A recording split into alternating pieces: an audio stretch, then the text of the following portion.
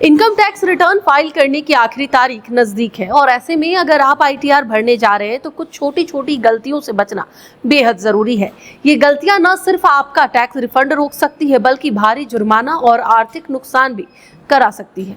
नमस्कार, मेरा नाम तान्या चौधरी, आप न्यूज़ 11 भारत का डिजिटल प्लेटफॉर्म देख रहे हैं। सबसे बड़ी गलती सिर्फ फॉर्म 16 के आधार पर आईटीआर भरना है।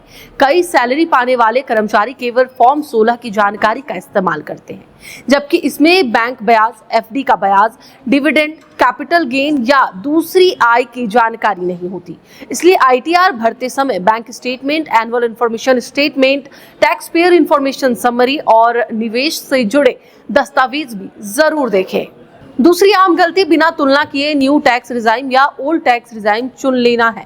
नई टैक्स व्यवस्था में टैक्स दरें कम है, लेकिन कई छूट और कटौतियां नहीं मिलती। इसलिए अपनी आय और निवेश के हिसाब से सही विकल्प चुनें। तीसरी गलती बिना वैध दस्तावेज की टैक्स कटौती का दावा करना है। एटीसी, एटीडी, एटीसीसीडी और एटीजी जैसी धाराओं के तहत तभी छूट है ले जब आपके पास निवेश या भुगतान का सही प्रमाण हो। गलत दावा करने पर बाद में अतिरिक्त टैक्स और ब्याज देना पड़ सकता है। इसके अलावा बोनस, बकाया वेतन, ज्वाइनिंग बोनस, एडवांस सैलरी या रिटायरमेंट बेनिफिट जैसी आय की सही जानकारी देना भी जरूरी है। इन्हें छिपाने या गलत जानकारी देने पर परेशानी हो सकती है। अगर आपके पास विदेशी बैंक खाता, विदेशी शेयर या कोई दूसरी विदेशी संपत्ति है तो उसकी जानकारी आईटीआर में देना अनिवार्य है।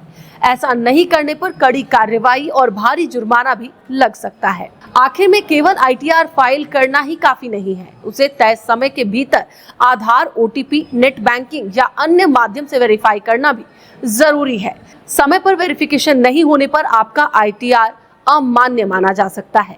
विशेषज्ञों का कहना है कि आईटीआर भरने से पहले सभी दस्तावेजों की जांच करें और सही जानकारी के साथ रिटर्न दाखिल करें। इससे टैक्स रिफंड में देरी, नोटिस या जुर्माने जैसी समस्याओं से बचा जा सकता है।